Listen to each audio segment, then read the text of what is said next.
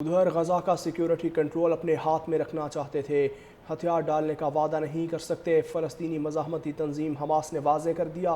Doha میں غیر ملکی خبر ایجنسی سے گفتگو کرتے ہوئے حماس رہنما محمد نزال کا کہنا تھا، غزہ کا انتظام ایک سویلین ٹیکنوکریٹ حکومت چلائے گی، مگر عبوری طور پر زمینی سیکیورٹی پر حماس مامور رہے گی۔ نزال کے مطابق حماس 3 سے 5 سال کی جنگ بندی کے لیے تیار ہے تاکہ غزہ کی تعمیر نو ممکن ہو سکے، تاہم اس کے بعد کے حالات پر انحصار اس بات پر ہوگا کہ فلسطینیوں کو ریاستی درجہ ملنے کی امید دی جاتی ہے یا نہیں۔ دوحہ میں غیر ملکی خبر ایجنسی سے گفتگو کرتے ہوئے حماس رہنما محمد نزال کا کہنا تھا، غزہ کا انتظام ایک سویلین ٹیکنوکریٹ حکومت چلائے گی، مگر عبوری طور پر زمینی سیکیورٹی پر حماس مامور رہے گی۔ نزال کے مطابق حماس 3 سے 5 سال کی جنگ بندی کے لیے تیار ہے تاکہ غزہ کی تعمیر نو ممکن ہو سکے، تاہم اس کے بعد کے حالات پر انحصار اس بات پر ہوگا کہ فلسطینیوں کو ریاستی درجہ ملنے کی امید دی جاتی ہے یا نہیں۔ دوحہ میں غیر ملکی خبر ایجنسی سے گفتگو کرتے ہوئے حماس رہنما محمد نزال کا کہنا تھا، غزہ کا انتظام ایک سویلین ٹیکنوکریٹ حکومت چلائے گی، مگر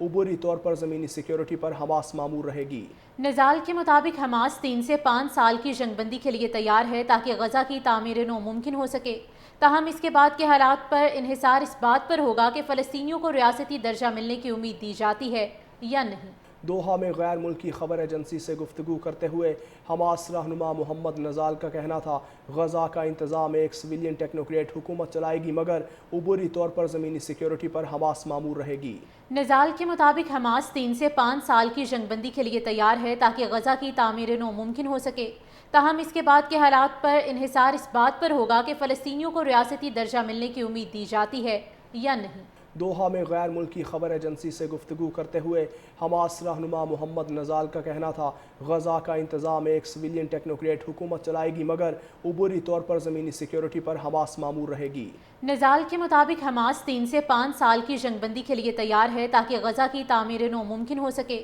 تاہم اس کے بعد کے حالات پر انحصار اس بات پر ہوگا کہ فلسطینیوں کو ریاستی درجہ ملنے کی امید دی جاتی ہے یا نہیں۔ دوحہ میں غیر ملکی خبر ایجنسی سے گفتگو کرتے ہوئے حماس رہنما محمد نزال کا کہنا تھا، غزہ کا انتظام ایک سویلین ٹیکنوکریٹ حکومت چلائے گی، مگر عبوری طور پر زمینی سیکیورٹی پر حماس مامور رہے گی۔ نزال کے مطابق حماس 3 سے 5 سال کی جنگ بندی کے لیے تیار ہے تاکہ غزہ کی تعمیر نو ممکن ہو سکے، تاہم اس کے بعد کے حالات پر انحصار اس بات پر ہوگا کہ فلسطینیوں کو ریاستی درجہ ملنے کی امید دی جاتی ہے یا نہیں۔ دوحہ میں غیر ملکی خبر ایجنسی سے گفتگو کرتے ہوئے حماس رہنما محمد نزال کا کہنا تھا، غزہ کا انتظام ایک سویلین ٹیکنوکریٹ حکومت چلائے گی، مگر عبوری طور پر زمینی سیکیورٹی پر حماس مامور رہے گی۔ نزال کے مطابق حماس 3 سے 5 سال کی جنگ بندی کے لیے تیار ہے تاکہ غزہ کی تعمیر نو ممکن ہو سکے، تاہم اس کے بعد کے حالات پر انحصار اس بات پر ہوگا کہ فلسطینیوں کو ریاستی درجہ ملنے کی امید دی جاتی ہے یا نہیں۔ دوحہ میں غیر ملکی خبر ایجنسی سے گفتگو کرتے ہوئے